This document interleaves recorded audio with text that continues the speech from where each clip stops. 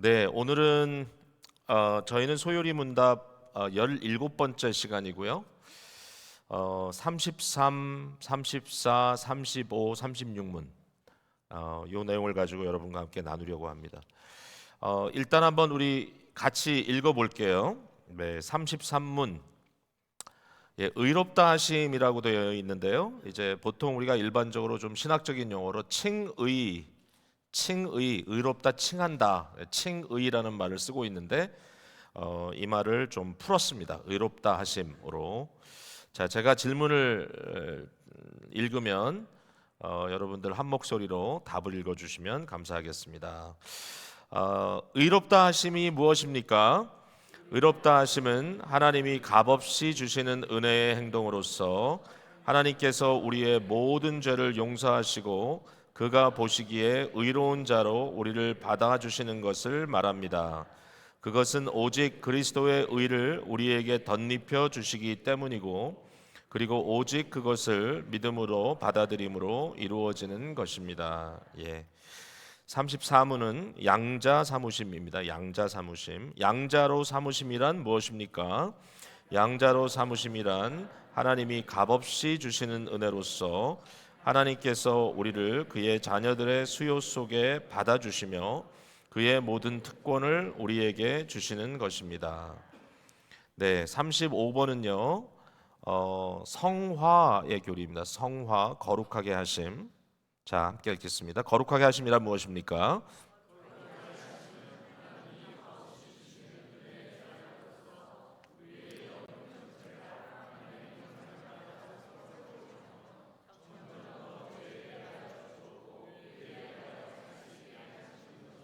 네, 이제 마지막 36문은 이 세상에 있어서 의롭다 하심과 양자로 삼으심과 거룩하게 하심과 그리고 이 세상에서 이것들을 곁따르거나 그것으로부터 나오는 혜택들은 무엇입니까? 이 세상에 있어서 의롭다 하심과 양자로 삼으심과 거룩하게 하심과 그리고 이 세상에서 이것들을 곁따르거나 그것들로부터 나오는 혜택들은 하나님의 사랑에 대한 확신과 양심의 평온과 성령 안에서의 기쁨과 은혜의 증진과 또 은혜 안에서 끝까지 굳게 견디는 것입니다. 아멘. 예, 저희가 지난주는 특별 찬양 집회를 했었고요. 그 바로 전주에 금요일에 모였을 때 성령의 효과적 부르심에 대해서 함께 나눴었어요. 성령의 효과적 부르심이라는 것으로 그리스도 예수께서 다 이루어 놓으신 이 구원의 실제가 성도 한 사람 한 사람에게 적용된다고 말씀드렸습니다. 예수님은 역사적으로 2000년 전에 구원 대속의 사역을 이루셨습니다. 그리고 그가 십자가에 달려 돌아가실 뿐만 아니라 다시 부활하시고 또 승천하시고 하나님 보좌 우편에 앉으심으로써 그의 구원의 모든 그 코र्스를 완성시키셨는데요. 결국 우리가 그리스도와 함께 우리 죄에 대하여 우리 옛사람에 대하여 죽고 오직 다시 하나님에 대하여 의에 대하여 그리스도와 함께 살아나는 이러한 역사를 우리가 경험하도록 이 구원은 디자인되어 있는 거거든요. 근데 중요한 건 뭐냐면은 이와 같은 그리스도 예수의 대속의 사역, 이 성취된 사역을 과연 어떻게 우리가 받을 수 있는가? 어떻게 그것을 우리가 누릴 수 있는가? 어떻게 이것이 우리 것이 될 수 있는가? 여기에 대한 질문에 대해서는 성령님께서 그 일을 하신다라고 답을 했던 것이죠. 자, 우리가 일반적으로 그렇게 얘기하죠. 성부 하나님은 구원의 계획자가 되신다면 성자 하나님 그리스도는 그 구원의 사역을 실제로 역사 속에 객관적으로 성취하신 분이시고 성자 하나님은 성령 하나님은 우리 하나님께서 계획하시고 아버지께서 계획하시고 성자께서 완성해 놓은 이루신 그 구원의 사역을 성도 한 사람 한 사람에게 적용해 주시는 분이다. 결국 이 세 가지가 완벽하게 이루어져야 우리의 구원의 이 오케스트레이션 이것을 완전히 합조하는 것이 완성된다라고 말할 수 있을 것입니다. 실제로 그렇게 됐습니다. 그래서 우리 하나님께서는 만세 전에 영원이라고 하는 영역 속에 시간 밖에서 모든 계획을 이루셨고, 또 그리스도 예수께서 역사 속에 시간 안에서 그 일을 성취하셨고, 그가 성취하신 일이 이제 그리스도 예수로부터 2000여 년이나 후에 이 세상에 태어난 저와 여러분에게도 이 구원의 역사가 시간과 이 공간을 초월하시는 성령의 적용의 역사로 말미암아 그 구원에 참여하는 자들이 되었다라고 하는 것이 이 삼위일체적 구원 사역의 내용입니다.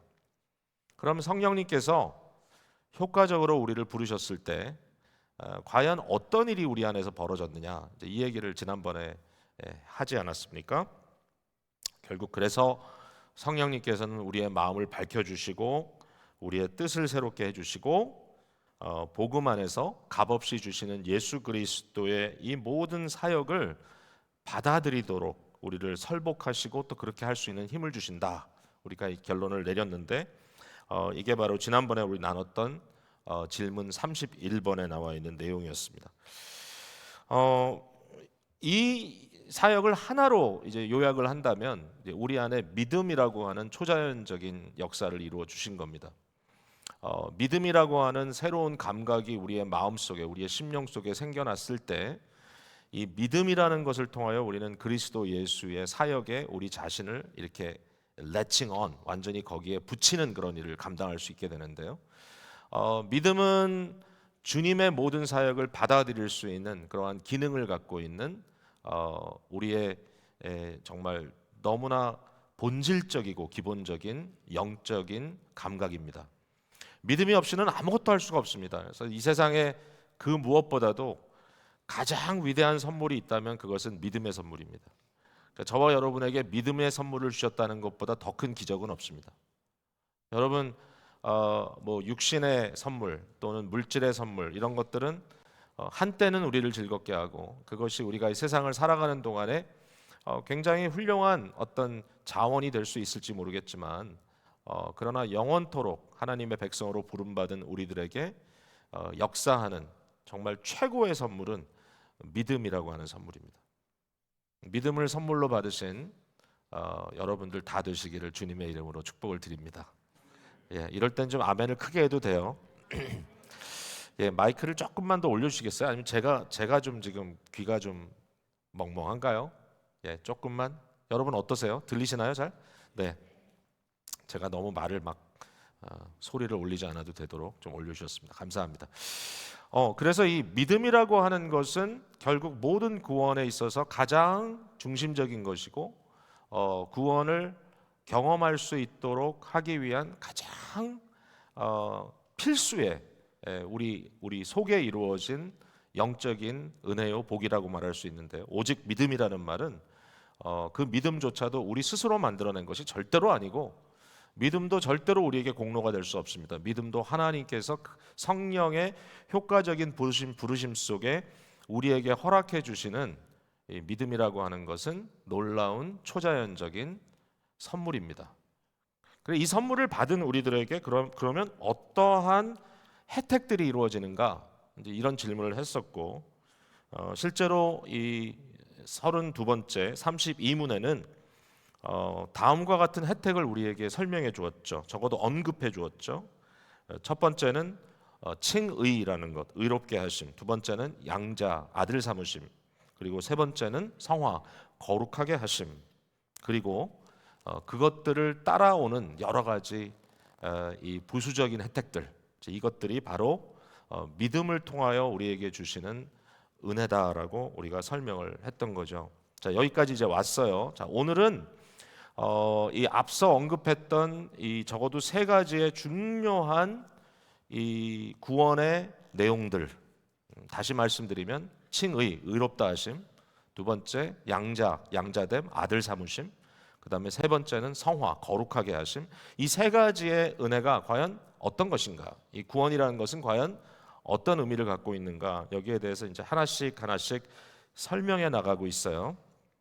자, 여러분이 만약에 이것을 다 볼 수 있다면, 동시에 여러분 책자를 갖고 있다면 참 좋겠는데, 33, 34, 35는 다 이렇게 다른 그러한 내용을 다루고 있지만, 그러니까 의롭다 하심, 양자 삼으심, 거룩하게 하심. 그런데 공통적인 것이 있습니다. 공통적인 것이. 세 개가 다 동일한 것은 뭐냐면 값없이 주시는 은혜라는 거예요. 값없이 주시는 은혜. 여러분 한번 따라해 보세요.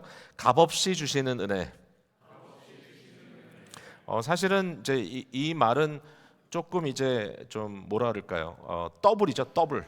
사실 값없다는 말은 곧 은혜로 주셨다는 말이고, 은혜로 주셨다는 말은 곧 선물이기 때문에 값없이 줬다는 얘기인데, 이것을 조금 더 강조하기 위해서 우리가 받은 칭의, 우리가 받은 아들됨, 양자의 은혜, 우리가 받은 성화의 은혜는 사실상 아무런 값을 우리가 치르지 않고 받은 것이다라고 이렇게 계속해서 확인해주고 있어요. 값 없이 주시는, 오직 은혜로 우리에게 주시는 성령께서 시작하시고 성령께서 이루어내시고 성령의 역사 속에 믿음을 주셨기 때문에 그 믿음으로 인하여 우리 속에 들어온 그리스도 예수께서 허락해 주시는 은혜다. 이렇게 우리가 이해할 수 있게 되었다는 것이죠. 자, 첫 번째로 우리 칭의에 대해서 이야기를 좀 나누겠습니다. 하나하나 이야기를 좀 해나갈 필요가 있는 것이 이 한 구원의 교리 하나하나가 좀 독특한 의미를 갖고 있기 때문에 좀 말씀을 해야 될 것 같은데, 자 33문을 우리가 이제 여기 올렸습니다. 의롭다 하심과 이제 좀 신학적인 용어가 칭의라고 말씀드렸죠. 칭의. 영어로는 이제 justification, just 하다는 말은 의롭다는 뜻이죠. just. 거기에다 justification, 의롭게 만들었다 이런 뜻이겠죠. 그래서 이것을 칭의 또는 의롭게 하심이라고 설명이 되어 있는데, 이 칭의라고 하는 것은요, 하나님 편에서 우리에게 주시는 선언이에요. 선언. 이 선언이라는 것은 우리 안에 어떤 이루어진 상태를 말하는 것이 아니라 오직 우리에게는 믿음이라고 하는 성령을 통하여 주신 그 은혜, 이 은혜의 감각이 우리에게 있는 것은 맞지만 그 믿음은 공로가 아니거든요. 우리가 어떤 것을 우리 스스로 만들어내는 것이 전혀 아닌 거예요. 그런 것과는 전혀 상관없는, 오직 우리 밖에서 하나님께서 우리를 향하여 내어주시는, 하나님께서 우리를 향하여 불러주시는, 하나님께서 우리를 향하여 선언해 주시는 의라고 말할 수 있어요. 자, 여기에 이제 좀 이것을 강조하기 위해서 이제 몇 가지 중요한 개념들이 필요합니다. 제가 영어를 좀 섞어서 얘기하니까 여러분들이 좀 이해를 해주셨으면 좋겠는데, 너무 좀 이 말들이 좀 어렵다 할 수 있는데 그래도 여러분이 들어본 단어들이기 때문에 도움이 될 것 같아요. 자, 이것을 의라고는 하는데, 의를 이제 영어로 righteousness라고 부르기도 하잖아요. 근데 이 의를 어떤 의라고 말하느냐? 한편 이 의를요, alien righteousness라고 얘기합니다. alien이란 말은 외계인이라는 뜻이잖아요. 예, 여러분 우리 미국에서 살아오면서 citizen, 미국의 시민이 되기 전에 여러분이 영주권을 갖고 있을 때 소위 말하는 그린 카드 위에 보면은 여러분 그 뭐라고 써 있습니까? 여러분이 하나의 에일리언으로 등록돼 있다라고 써 있죠. 에일리언이란 단어가 써 있습니다. 아니 나 미국에 30년이나 살았는데 아직도 에일리언이야? 예, 맞아요. 여러분들이 만약에 미국의 시민이 되지 않으셨다면 여러분은 아직도 미국의 관점에서는 미국 밖에 속한 사람이라고 이렇게 이제 말할 수밖에 없는 거죠. 바로 그 단어입니다. 에일리언. 에일리언이라는 말의 의미를 저는 생소한 이렇게 풀 수 있을 것 같아요. 생소한. 이것은 우리에게는 굉장히 생소한 의다. 왜냐하면 이 의는요, 완전한 의예요. 완전한 의, 퍼펙트한 의예요. 우리가 칭의라는 말을 썼을 때 우리가 어느 정도 의롭게 됐다 그런 뜻이 아니에요. 우리가 어느 정도 익었다 이런 뜻이 아니에요. 우리가 조금 접근했다 이런 뜻이 전혀 아니에요. 적어도 칭의를 얘기할 때는 완벽한 의, 예수 그리스도의 의를 의미하고 있어요. 이러한 의는 우리에게 생소합니다. 에일리언. 절대로 우리 자신이 이것을 가졌다든지 우리 자신이 만들어냈다든지 그런 게 아닙니다. 절대로 아닙니다. 이 의는 완벽하게 우리 밖에서 오직 하나님께서 은혜로 우리에게 적용하시기 때문에 주어지는 의예요. 자, 다시 말씀드립니다. 우리가 죄인이죠. 여러분 지난 한 주간도 죄를 전혀 짓지 않으신 분 계신가요? 물론 나름대로 최선을 다해서 살았다고 하는 것이 성도들의 고백일 거예요. 그럼에도 불구하고 우리의 생각으로, 우리의 감정으로, 또 우리의 의지도 어떨 때는 좀 알면서도 참 굉장히 부끄럽고 두려운 일이지만 하나님 앞에 게으름도 피고 마땅히 해야 할 것들을 하지 않고 또 마땅히 하지 말아야 될 것을 슬그머니 했던 그런 경험들이 우리에게 있을 수 있단 말이죠. 자, 과연 우리들이 의롭다고 할 수 있을까요? 여러분 의롭습니까? 라고 질문하면 이 시간에 있는 이 자리에 앉아 계신 분들이 나는 의롭습니다 라고 말씀하기는 조금 부끄러움이 다 있습니다. 저도 있어요. 제가 의롭다고 할 수 없어요. 그런데 그럼에도 불구하고 칭의라는 이야기를 할 때는 바로 이 의롭게 하심, 의롭다 하심이라는 이야기를 할 때는 이것은 우리의 상태와 상관없이 일단 하나님께서 우리를 구원하시기 위하여 완성되지 않았지만 아직 다 익지 않았지만 아직도 모든 것이 다 끝나지 않았지만 구원의 과정이 그러나 우리를 구원하시기 위하여 우리 안에 성령의 은혜를 부으시고 우리 안에 새로운 생명이 태동케 하시고 우리 안에 믿음이라고 하는 은혜를 주셨기에 오직 선물로 받은 믿음이라고 하는 기능을 통하여 그리스도 예수를 붙잡을 때 우리에게 주시는 이 의롭다 하시는 은혜는 완벽한 것입니다. 이 의는 완벽한 은혜예요. 그래서 이것을 생소한 은혜라고 말할 수밖에 없어요. 또 이렇게도 말합니다. Imputed righteousness. 이 말은 뭐냐면 우리가 만들어낸 의가 아니라 내면으로부터 나오는 의가 아니라 밖에서부터 우리에게 덧입혀진 의라는 뜻입니다. 마치 우리가 옷을 입듯이 이 옷을 입으면 나의 몸의 하나가 되지만 그러나 사실은 이 옷은 내 몸이 아니죠. 이 옷은 벗으면 나와 상관없죠. 이 옷을 입기 전에는 이 옷과 나는 아무 상관이 없습니다. 그러나 이 옷이 저에게 입혀졌을 때 여러분은 저를 이 옷을 통하여 봅니다. 아, 옷이 잘 어울리네요. 옷 색깔이 좋네요. 라고 말을 하는데 바로 그와 같은 의미에서의 의. 여러분 저와 여러분에게는 성경이 가끔 이런 표현을 쓰죠. 하얀 세마포를 입혔다 그랬어요.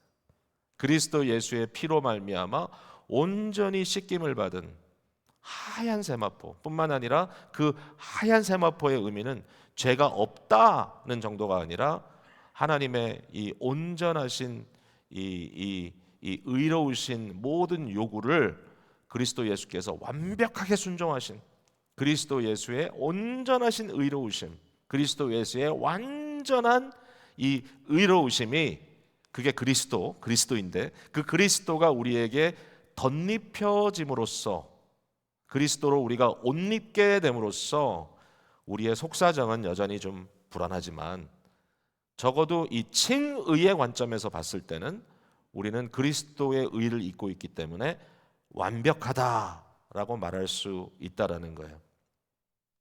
그래서 이것을 우리가 덧입혀진 의, imputed righteousness라고 얘기해요. 또 이렇게도 얘기할 수 있어요. 이것은 passive righteousness. 이 passive란 말은 수동적인. 다시 말해서 내가 얻은, 내가 취한, 내가 만들어낸 나의 액티브한 나의 노력을 통해서 이루어진 것이 아니라 오직 은혜로 내게 주어짐으로써 내가 얻은 의다. 자, 똑같은 말을 계속 제가 반복해서 설명하고 있어요. 이 의에 대한 근거는 내 안에 있지 않기 때문에 내 밖에 있기 때문에 우리가 이 의를 온전한 의로 받아들일 수 있는 거예요. 내 거라면 내가 그것을 그렇게 얘기할 수 없겠죠. 왜냐하면 나는 부족하니까. 자, 이 의의 근거는 무엇입니까? 물론 이미 이야기를 했지만 이 의의 근거는 예수 그리스도입니다. 예수 그리스도의 온전하신 순종. 그리스도의 순종은 어떤 순종입니까? 그리스도의 순종은 하나님의 모든 명령을 다 이행하신 순종입니다. 우리 예수 그리스도는 하나도 빠트림 없이 하나님의 모든 규례를 다 지키셨습니다. 이 예수 그리스도의 완벽하신 의로우심, 바로 이 의로우심이 우리의 의로 덧입혀졌다는 거예요. 하나님의 은혜로 말미암아. 그 다음에 그리스도 예수는 십자가에 달려 돌아가시기까지 죽기까지 순종하셨습니다. 그리스도 예수의 이와 같은 십자가의 죽으심에 대한 순종 때문에, 죽으심이라는 순종 때문에 그 순종의 결과로 어떤 일이 이루어졌냐면 우리의 죄에 대한 모든 죄가가 그리스도 예수로 인하여 탕감되었습니다. 그러니까 예수 그리스도 때문에 우리는 우리의 모든 죄의 용서, 죄의 씻음을 받게 되고요. 뿐만 아니라 거기서 끝나는 게 아니죠. 죄가 없어진 것으로 의로워지는 게 아니잖아요. 죄가 없는 것은 뭐 마이너스를 제거한 건데, 그러나 여전히 제로잖아요. 플러스가 되어야 되잖아요. 바로 그 플러스가 되기 위해서 그리스도 예수의 모든 순종의 의, 긍정적인 의, 예수 그리스도의 모든 이 액티브 오비디언스로 부르는 적극적인 순종, 이 모든 순종이 우리에게 덧입혀짐으로써 결국 우리는 온전한 의로움을 선언받게 되었다라는 얘기입니다. 자, 여러분, 이 칭의라는 것은요, 종말적인 의미가 있는데요. 자, 마지막 날 우리가 하나님의 그 심판대 앞에 섰다고 여러분 이제 생각을 하시면, 그때 우리 주님께서 우리를 보실 때 어떻게 보실 건가? 물론 이제 뭐 여러 가지 버전들이 있어요, 여기에 대해서. 그러나 궁극적으로 제일 중요한 것은 뭐냐면 그리스도 예수를 통하여 우리를 보시기 때문에 그의 공의로우심 속에, 그의 온전하심 속에 저와 여러분을 완전히 의로운 자로 봐주신다라는 얘기입니다. 예, 절대로 우리가 우리 나름대로 노력해서 구원을 성취했기 때문에 구원이 우리 것이 되는 것이 아니라, 궁극적으로 가장 기본적으로 오직 우리 주님께서 우리에게 이처럼 베풀어 주신 이 생소한 의, 덧입혀진 의, 수동적인 의를 통하여 우리가 의롭다 칭함을 받게 되었다, 이렇게 말할 수 있는 것이죠. 자, 이와 같은 내용이 오늘 읽은 본문 로마서 8장에도 나와 있지만 에베소서에 특별히 아주 강렬하게 기록이 되어 있는데요. 자, 에베소서 2장에 나와 있는 말씀을 제가 한번 볼게요. 2장 8절부터 10절까지 제가 읽어보겠습니다. 자, 너희는 그 은혜에 의하여 믿음으로 말미암아 구원을 받았으니, 자, 이게 이제 좀 전에 말씀드렸던, 설명했던 그 내용이 다 들어가는 거예요. 하나님의 은혜, 곧 성령의 살리시는 역사가 우리 안에 임했기 때문에 우리 안에 믿음이라는 것이 주어졌고, 이 믿음을 통하여 우리는 구원을 받았는데 이것은 너희에게서 난 것이 아니요 하나님의 선물이라 그랬습니다. 하나님의 선물이에요. 우리에서 난 것이 아니에요. 그래서 뭘 할 수 없다고 써 있습니까? 9절에 보니까 행위에서 난 것이 아니니 이는 누구든지 자랑하지 못하게 함이라. 여러분, 칭의에 대해서 우리가 자랑할 게 하나도 없어요. 우리가 자랑할 게 있다면 우리의 구원자 되시는 예수님을 자랑하고 우리에게 이와 같은 은혜를 베풀어 주신 하나님을 자랑하는 것밖에 우리 스스로 자랑할 게 없어요. 칭의의 은혜를 경험하는 자들은 구원에 대한 확신, 이 하나님의 구원의 역사에 대한 확신을 갖고 있지만 그 확신, 그 어슈런스라는 것이 절대로 자랑이 되지 않아요. 더 겸손하게 돼요, 우리가. 더 깊이 하나님의 은혜를 사모하게 되고, 시간이 지나면 지날수록 더욱더 하나님의 은혜에 감동되고 하나님의 역사에 깊이 우리 마음이 참 은혜로 채워지게 되는 것입니다.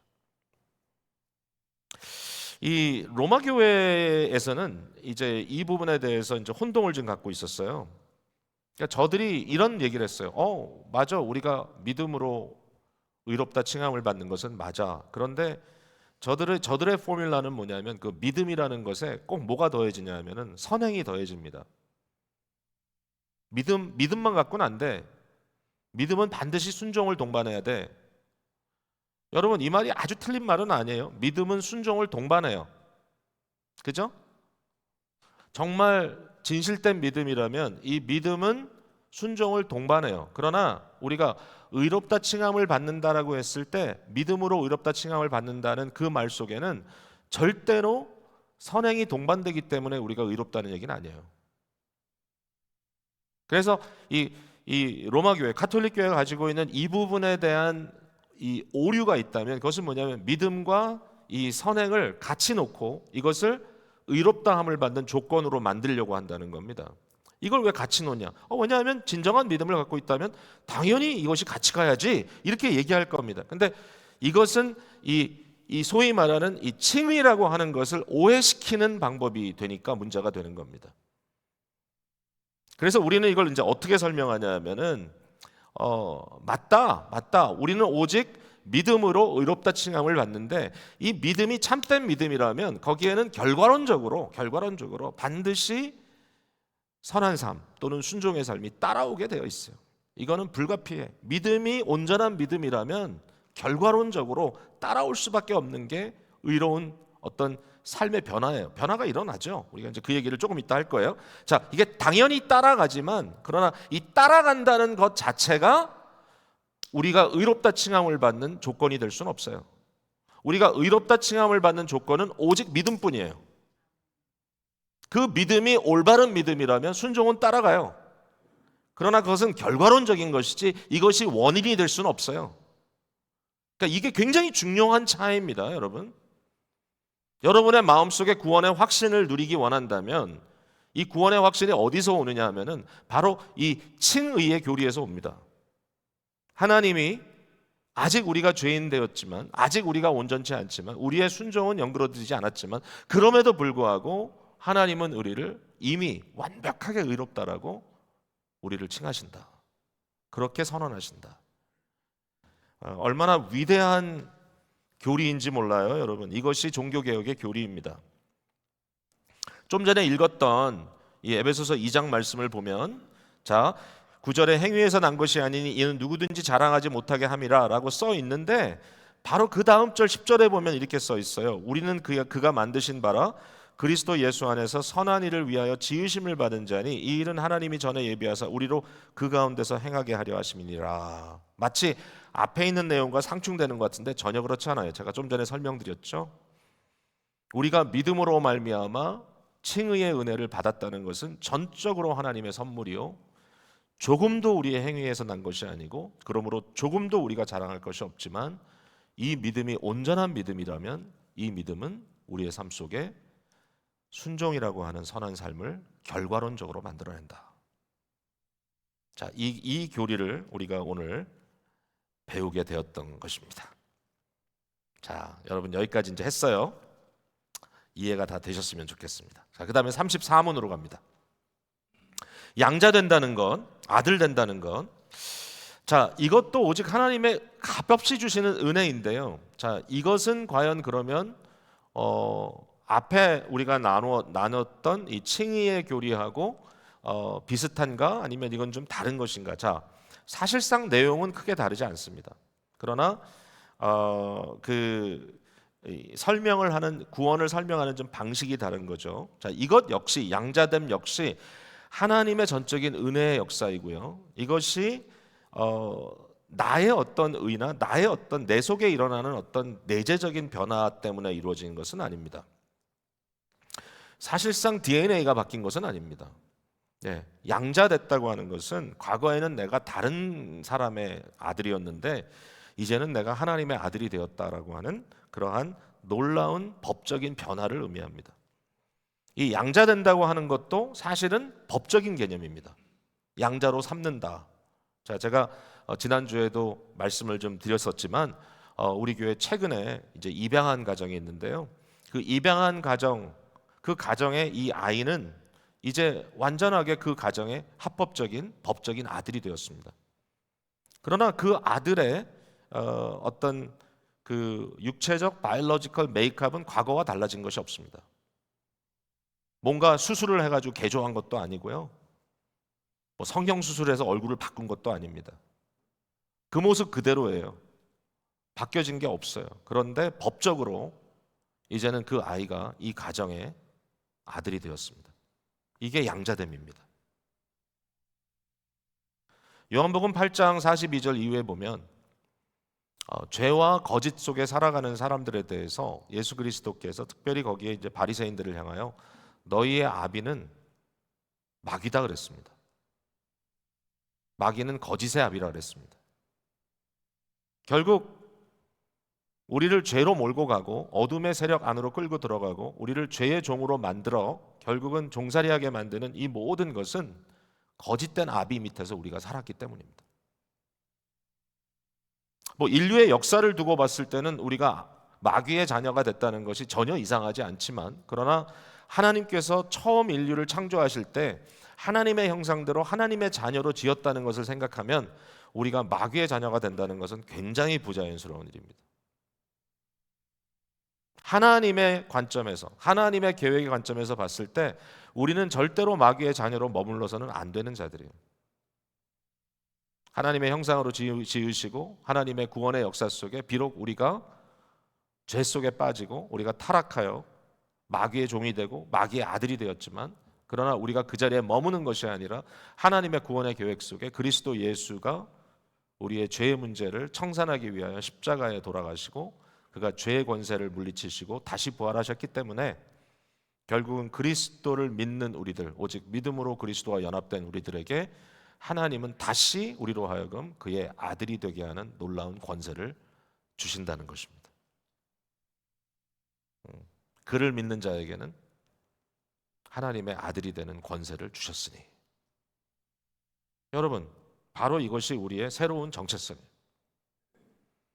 더 이상 우리는 법적으로요 죄의 종이 아닙니다. 죄를 짓고 있지만 우리가 죄의 종이기 때문에 죄를 짓는 것이 아니라 옛 버릇을 청산하지 못했기 때문에 죄를 짓는 것입니다. 여러분, 절대로 기도할 때 죄의 종된 우리들 그러지 마십시오. 절대로 여러분이 기도할 때 스스로를 마귀의 종된, 마귀의 자식된 우리들, 마귀의 자식과 같은 우리들 이렇게 얘기하지 마십시오. 왜냐하면 하나님께서는 이미 여러분을 그 자리에서부터 옮겼어요. 문제는 뭐냐면 여전히 우리가 어두움에 익숙해 있고 여전히 우리가 이 종살이의 버릇을 갖고 있기 때문에 이것을 온전히 벗지 못했다는 것이 문제이지, 이미 법적으로 여러분은 이 모든 것을 청산하고 하나님의 아들로 자리 잡았다는 거예요. 여러분 믿으시기 바랍니다. 이게 구원이에요. 여러분 탕자의 비유를 너무나 잘 아시죠? 탕자의 비유. 이 탕자가 아버지의 모든 소유물을 마치 아버지가 죽고 난 것처럼 자기의 유업이 될 거라고 이렇게 스스로 뻐기면서 그 돈을 다 가지고 와서 탕진했죠. 결국은 말 그대로 노예가 되고 종살이가 되고 사람이 먹을 수 없는 음식을 먹고 돼지와 함께 살고 인간 이하로 완전히 추락했을 때 그 망가진 인생 속에 이 놀라운 자각이 일어나지 않습니까? 그 마음 속에. 이걸 이제 우리가 구원의 어떤 그 역사의 흐름으로 본다면 성령께서 그의 마음을 깨우쳐 주시는 거예요. 내가 왜 이렇게 사나? 죄에 대한 이 자각, 더럽고 추하다. 내 인생이 왜 이렇게 됐을까? 과거에는 그것도 모르고 그냥 당연히 이렇게라도 내가 생존하면 된다고 생각했는데 어느 순간에 자신의 비참함을 깨닫게 되는 거예요. 내가 죄의 종으로 살고 있구나. 그 순간에 어떤 생각을 하죠? 아버지께 돌아가야 되겠다. 근데 아버지께 돌아간다는 말은 사실은 거리상, physically 아버지께 간다는 말이었지 다시 아버지의 아들이 되겠다는 말은 아니었어요. 그가 이렇게 얘기하잖아요. 내가 아버지를 만나면 아버지의 여러 품꾼 중, 여러 종 중에 하나처럼 나를 좀 삼아달라고. 나는 여기 있으나 거기 있으나 종은 종인데 여기에 종은 너무 비참하고 나는 되지만도 못하고, 왜냐하면 아버지는 선한 사람이기 때문에, 선한 분이기 때문에 아버지의 종들은 그래도 사람답게 산다. 그만하면 됐습니다. 아버지, 내가 다시 아버지 집으로 돌아갈 테니 더 이상 아들이 아니고 나를 당신의 종 중에 하나로 써주십시오. 그 말 하려고 갔거든요. 예수님의 비유가 참 너무 멋있어요. 누가복음 15장에 나와 있는 비유가. 그때 아버지가 이 돌아오는 아들을 어떻게 했습니까? 멀리서부터 봤어요. 멀리서부터 발견했어요. 기다리고 계셨던 거죠. 아버지는 아버지의 계획이죠. 아버지의 의도이죠. 아버지의 마음이죠. 이 마음으로 아들을 그토록 애타게 기다리고 찾았던 바로 그 아버지는 아들의 모습이 나타나자마자 아들을 향하여 달려갑니다. 그리고 그 아들을 부둥켜 안고 그 다음에 아버지가 하는 모든 말과 행위를 보십시오. 돼지와 함께 뒹구르다가 진흙탕에서 정말 이게 흙인지 똥인지 구별도 안 될 정도로 더럽고 추한 모습으로 돌아온 아들을 아직 씻지도 않았어요. 아직 향수도 뿌리지 않았어요. 더럽고 추하게 이루 말할 수 없어요. 근데 그 아들에게 아들의 옷을 입히고 그 탕자에게 오직 종은 신을 수 없는, 그 당시에 종은 신발을 신을 수가 없었거든요. 종은 신발이 없어요. 아들이기 때문에, 아들 삼으셨기 때문에 신발을 신기고, 아들의 특권을 의미하는 가락지, 이 반지는 도장입니다. 반지를 끼워주고 그 집의 재산을 결제할 수 있는 기능을 아들에게 준 거예요. 그러니까 큰아들이 뒤집어지죠. 나중에 와서 이거 뭐야? 어떻게 이것을 내가 동생으로 받아들일 수가 있어? 형제는 하지 못했어요. 적어도 스토리상. 그러나 아버지는 그 일을 이루셨습니다. 여러분, 놀라운 건 뭐냐면 예수 그리스도는 탕자에 나오는 큰 아들, 맏형 같은 아들이 아니고요, 동생 된 우리들을 자기의 형제 삼는 것을 부끄러워하지 않으시는 그러한 형님이요 오빠였단 말이죠. 히브리서 4장에 2장에 나와 있는 말씀입니다. 개의치 않으시고 부끄러워하지 않으시고 도리어 자신이 자기의 생명을 내어서 우리가 그리스도와 함께 하나님의 아들과 딸로서 살아갈 수 있는 놀라운 특권을 베풀어 주셨다라고 하는 말입니다. 이게 양자됨의 놀라운 교리입니다. 여러분, 하나님의 자녀가 된 줄로 믿으시기를 바랍니다. 믿음을 주셨다면 여러분이 이것을 잡아야 돼요. 내가 하나님의 아들이구나, 내가 하나님의 딸이구나. 믿음으로 잡는 겁니다. 자, 이제 마지막 세 번째는 성화입니다. 성화. 성화는요 조금 달라요. 이것 역시 값없이 주시는 은혜는 맞는데, 오직 하나님의 은혜로부터 이루어지는 것은 맞는데, 이것은 실제적으로 우리 안에 변화가 일어나는 거예요.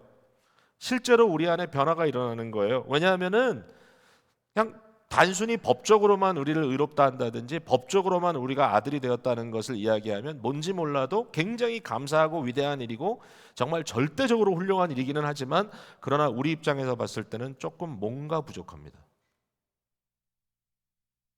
우리는 그냥 외형적으로나 우리의 어떤 법적인 스테러스만 바뀌는 것이 아니라 우리는 실제로 변화되기를 원합니다. 여러분, 어떤 변화가 일어납니까? 우리가 하나님의 형상대로 닮아갑니다. 자, 미국에 영주권만 갖고 살다가 시민권까지 받았어요. 여러분이 어떻게 됐습니까? 이제는 합법적으로 미국인이 됐습니다. 합법적으로. 근데 합법적으로 미국인이 됐는데 조금씩 익숙해지는 게 있어요. 예를 들면 어떤 게 익숙해집니까? 네, 미국 사람과 함께 더불어 살아가는 법에 익숙해집니다. 그리고 물론 어떤 경우는 너무 더디지만 언어적으로 미국에서 통용되고 있는 오피셜 랭귀지를 우리가 배워갑니다. 구원도 비슷합니다. 예. 우리가 하나님의 거룩한 아들, 거룩한 딸이 됐다고 하는 것은 너무나 귀한 일이지만 아들과 딸로서 살아가는 방식을 우리가 전혀 습득하지 못하고 있다면 안타깝겠죠. 아들의 모든 권한을 우리가 받았음에도 불구하고 그 권한을 마음껏 누리며 또 마음껏 사용하며 살아가는 방법을 모른다면 안타깝겠죠. 또 아들다워짐이 우리 안에 없다면, 아버지를 닮아가는, 아버지의 모습을 조금이라도 닮아가는 것이 없다면 안타깝겠죠. 그래서 성화라는 것이 있는 겁니다.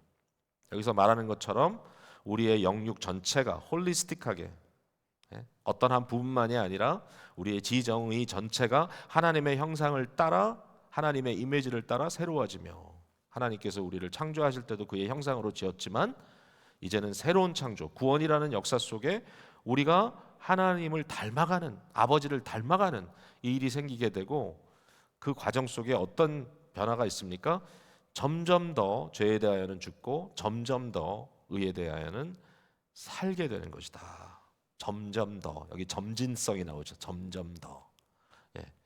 여러분, 칭의는 점점 더가 아닙니다. 칭의는 단번에입니다.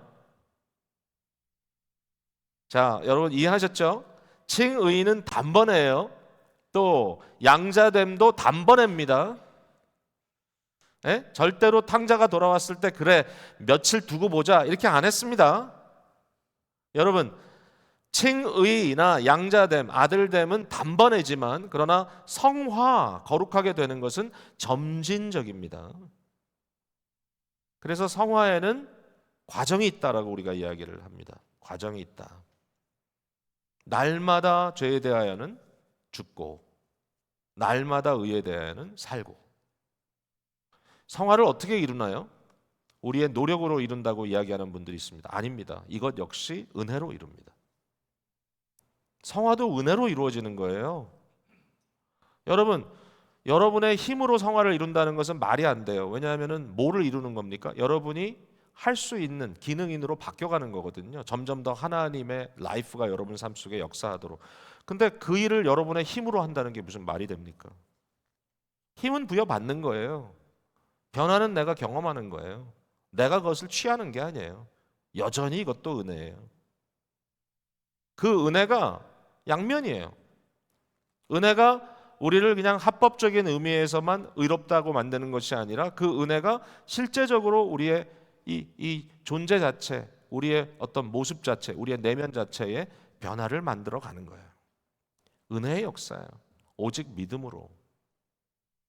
여러분 그래서 내가 변해야 될 텐데 나는 안 변한다 이렇게만 생각하지 마시고 오직 믿음으로 나는 변하고 있다, 변해야 한다, 변할 것이다, 변함을 경험할 것이다.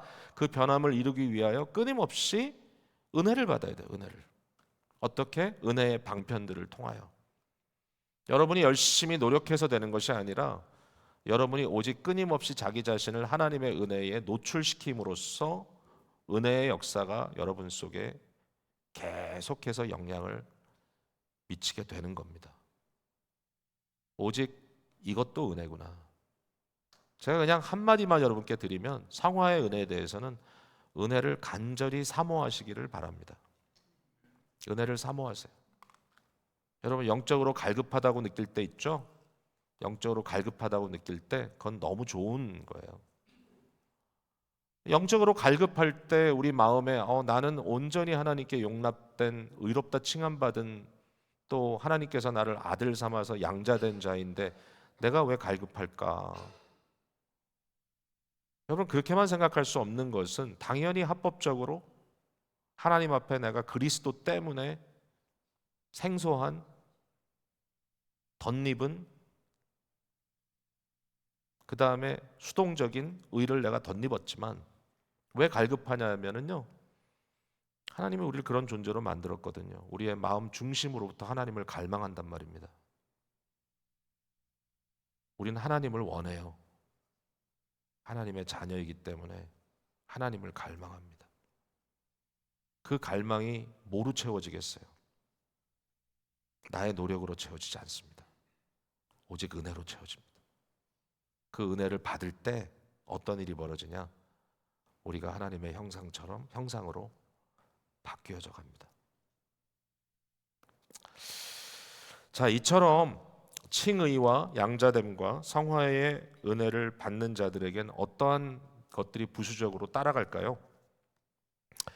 여기 보니까 이런 얘기들이 등장하고 있어요. 하나님의 사랑에 대한 확신. 하나님의 사랑에 대한 확신. 하나님이 진짜 나를 사랑하시는구나. 오늘 이 확신이 여러분께 함께하기를 간절히 바랍니다. 양심의 평안. 양심의 평안. 여러분의 양심이 평안해질 수 있으면 좋겠습니다. 갈망은 있지만 왜 평안합니까? 왜 평안합니까? 여러분이 죄 씻음을 하나님 앞에 온전히 용서받고 용납됨을 확신하기 때문입니다. 성령 안에서의 기쁨이 있고요. 은혜의 증진이 있고 그리고 그 똑같은 은혜 안에서 끝까지 굳게 견디는 성도의 견인이 나타난다. 이런 것들이 우리에게 주시는 놀라운 베네핏이다라고 말씀해 주시고 계십니다. 이 모든 베네핏은요 우리가 이 세상에 살아있는 동안에 누리는 겁니다. 우리가 이걸 누려야 합니다. 죽으면 편해지겠지. 그게 아니에요. 살아서 누려야 돼. 자, 이 다음에 나오는 37번과 38번은 죽음 이후에 나타나는 것들을 우리가 이야기하게 될 것입니다. 자, 오늘 들은 이야기들이 여러분 마음속에 큰 위로와 확신이 되기를 주님의 이름으로 축복을 드립니다. 아멘.